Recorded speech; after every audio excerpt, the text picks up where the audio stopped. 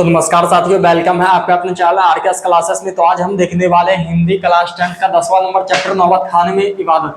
10वां number नहीं, 11वां number chapter देखने वाले हैं। मिस्टेक से आ गया 10वां नंबर चैप्टर, समझ गया ना। 11वां नंबर चैप्टर देखने वाले हैं, नौबत खाने में इबादत। इसमें से आपके कौन से ऑब्जेक्टिव 2025 बिहार बोर्ड एग्जाम में पूछे जाएंगे वही क्वेश्चन आज यहाँ पे सॉल्व करने वाले, समझ गए ना। ओनली ऑब्जेक्टिव क्वेश्चन का भी क्लास चल रहा है, सब्जेक्टिव क्वेश्चन का भी क्लास चलेगा। जब आपका एग्जाम नजदीक आ जाएगा ना, तब आपका सब्जेक्टिव क्वेश्चन का क्लास चलेगा, ताकि आपके माइंड में सेट रहे और आपको कोई दिक्कत ना हो एग्जाम देने में, समझ गया ना। क्लास 10 का आपका 11वां नंबर चैप्टर नौबत खाने में इबादत का जो आपका ऑब्जेक्टिव क्वेश्चन है वही आज यहाँ पे सॉल्व करने वाले। 2025 बिहार बोर्ड एग्जाम में इस चैप्टर से कौन कौन से क्वेश्चन पूछे जाएंगे, समझ गया ना। तो चलिए आज का क्लास शुरू करते हैं। आज का क्लास शुरू करने से पहले मैं आपको एक बात बताना चाहता हूँ कि अगर अभी तक इस चैनल को अभी आप लोग सब्सक्राइब नहीं किए हो तो सबसे पहले इस चैनल को सब्सक्राइब और बेल आइकन को जरूर प्रेस कर लीजिएगा, ताकि इसी तरह का रेगुलर आपको क्लास मिलते रहे भारत क्वेश्चन का। तो चलिए आज का सबसे पहला नंबर क्वेश्चन देख लेते क्या है। तो आज का आपका सबसे पहला नंबर क्वेश्चन है कि अमरुद्दीन नाम किसका था, समझ गया ना। अमरुद्दीन जो नाम था वो किसका था, तो आपको पता होगा कि अमरुद्दीन नाम किसका था, तो बिस्मिल्लाह खां का था, समझ गया ना। अमरुद्दीन नाम किसका था, तो बिस्मिल्लाह खां का था। तो चलिए सेकंड 2 नंबर क्वेश्चन में देख लेते हैं। सेकंड 2 नंबर क्वेश्चन में पूछा जा रहा है रसूना बाई थी। रसूना बाई क्या थी, तो एक कवित्री थी या फिर कथाकार, ये कथाकार थी या फिर गायिका थी या फिर नृत्यकार थी, समझ गया ना। तो कवित्री तो थी ही नहीं, कथाकार भी नहीं थी और ये गायिका थी, समझ गया ना। रसूना बाई एक गायिका थी। चलिए नेक्स्ट क्वेश्चन पे चलते हैं। नेक्स्ट क्वेश्चन आपका 3 नंबर में क्या पूछा जा रहा है। 3 नंबर क्वेश्चन में पूछा जा रहा है बिस्मिल्लाह खां के बचपन का क्या नाम था, समझ गया ना। बिस्मिल्लाह खां जो थे उसके बचपन का नाम क्या था, तो बिस्मिल्लाह खां का बचपन का नाम आपको पता होगा कि कमरुद्दीन था, समझ गया ना। बिस्मिल्लाह खां का बचपन का नाम कमरुद्दीन था। तो आपका ऑप्शन नंबर कमरुद्दीन जो है कि ऑप्शन नंबर बी सी में आ जाएगा, समझ गया ना। आपका 3 नंबर क्वेश्चन का ऑप्शन नंबर सी सही हो जाएगा, कमरुद्दीन। तो चलिए नेक्स्ट क्वेश्चन 4 नंबर क्वेश्चन की ओर चलते हैं। 4 नंबर क्वेश्चन में आपसे क्या पूछा जा रहा है। 4 नंबर क्वेश्चन में आपसे पूछा जा रहा है बिस्मिल्लाह खां शहनाई के साथ किस मुस्लिम पर्व का नाम जुड़ा था, समझ गया ना। बिस्मिल्लाह खां के शहनाई के साथ किस मुस्लिम पर्व का नाम जुड़ा था, यही आपसे पूछा जा रहा है। तो चलिए देख लेते हैं।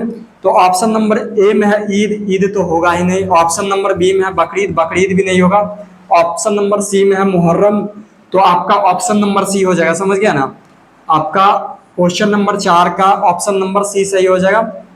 इस सबको आपको याद रखना बेहद ही जरूरी है, क्योंकि ये सब कॉमन क्वेश्चन है और ये सब क्वेश्चन आपको पूछे ही जाएंगे, समझ गया ना। तो चलिए 5 नंबर क्वेश्चन को चलते हैं। 5 नंबर क्वेश्चन में आपसे क्या पूछा जाए।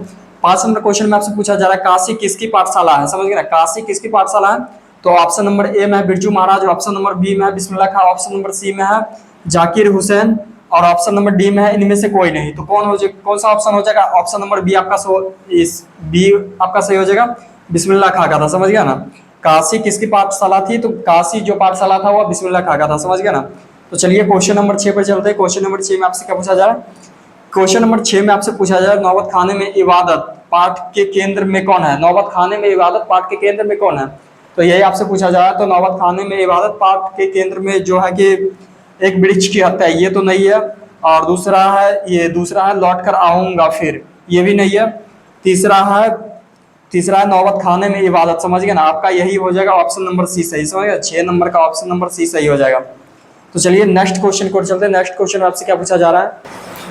तो आपका नेक्स्ट क्वेश्चन जो 7 नंबर है इसमें पूछा जा रहा है कविता नहीं है, समझ गया ना। कविता नहीं है, क्या कविता नहीं है, तो एक वृक्ष की हत्या ये तो नहीं है, लौट कर आऊंगा फिर ये भी नहीं है। तो ये हो जाएगा नौबत खाने में इबादत एक कविता नहीं है, समझ गया है ना। तो आपका 7 नंबर ऑप्शन का option number C, 7 number question का ऑप्शन नंबर सी सही हो जाएगा, समझ गया ना। तो चलिए क्वेश्चन नंबर 8 की ओर चलते। क्वेश्चन नंबर 8 में क्या पूछा जा रहा है। क्वेश्चन नंबर 8 में पूछा जा रहा है इबादत का अर्थ है। तो इबादत का अर्थ क्या है, तो इबादत का अर्थ जो आपका हो जाएगा, समझ गया ना। इबादत का जो आपका अर्थ हो जाएगा उपासना हो जाएगा, समझ गया ना। इबादत का अर्थ आपका उपासना हो जाएगा। 8 नंबर का ऑप्शन नंबर ए सही हो जाएगा। तो चलिए ये 9 नंबर क्वेश्चन में देख लेते हैं। 9 नंबर क्वेश्चन में क्या पूछा जा रहा है। 9 नंबर क्वेश्चन में आपसे पूछा जा रहा है बिस्मिल्लाह खां का संबंध है, समझ गया ना। बिस्मिल्लाह खां का संबंध किस चीज से है, तो ये हो जाएगा बांसुरी से तो नहीं हो जाएगा, हारमोनियम से भी, इससे भी बिस्मिल्लाह खां का संबंध नहीं है, तबला से भी बिस्मिल्लाह खां का संबंध नहीं है। तो बिस्मिल्लाह खां का किससे संबंध है, तो बिस्मिल्लाह खां का संबंध शहनाई से, समझ गए ना। बिस्मिल्लाह खां जो थे एकदम शहनाई से उसका एकदम संबंध बना हुआ था। तो चलिए 10 नंबर क्वेश्चन की ओर चलते हैं। तो इसमें आपसे पूछा जा रहा है नौबत खाने में इबादत साहित्य की कौन सी विधि है, समझ गए। नौबत खाने में इबादत साहित्य की कौन सी विधि है, तो ये एक व्यक्तित्व चित्र है, समझ गए है ना। तो तो चलिए आगे देख लेते हैं 11 नंबर क्वेश्चन क्या पूछा जा रहा है। 11 नंबर क्वेश्चन में पूछा जा रहा है काशी में मरण भी माना जाता है। काशी में मरण भी क्या माना जाता है, शुभ माना जाता है, अशुभ माना जाता है, यही आपसे पूछा जा रहा है। तो ऑप्शन नंबर ए में है अमंगल माना जाता है, तो ये अमंगल तो नहीं माना जाता है। कठिन माना जाता है, कठिन भी नहीं माना जाता है। अशुभ माना जाता है, अशुभ भी नहीं माना जाता है। तो क्या माना जाता है, मंगल माना जाता है। समझ गया ना। काशी में मरण भी क्या माना जाता है, तो काशी में मरण भी एक मंगलमय माना जाता है। तो चलिए 12 नंबर क्वेश्चन की ओर चलते हैं। ये आपका आज का लास्ट क्वेश्चन है, समझ गया ना। 11 नंबर जो आपका चैप्टर जो है इसका आपका लास्ट क्वेश्चन है 12 नंबर क्वेश्चन। तो इसमें पूछा जा रहा है यतीन्द्र मिश्र ने गतिकार गुलजार की कविताओं का संपादन किस नाम से किया है। समझ गए, किस नाम से किया है। तो ये जो है कि किया है यार जुला है। समझ गए है ना। तो आपका 12 नंबर क्वेश्चन का ऑप्शन नंबर ए सही हो जाएगा। तो आज का इसी के साथ आज का आपका क्वेश्चन भी खत्म हो जाता है और आपका क्लास भी खत्म हो जाता है।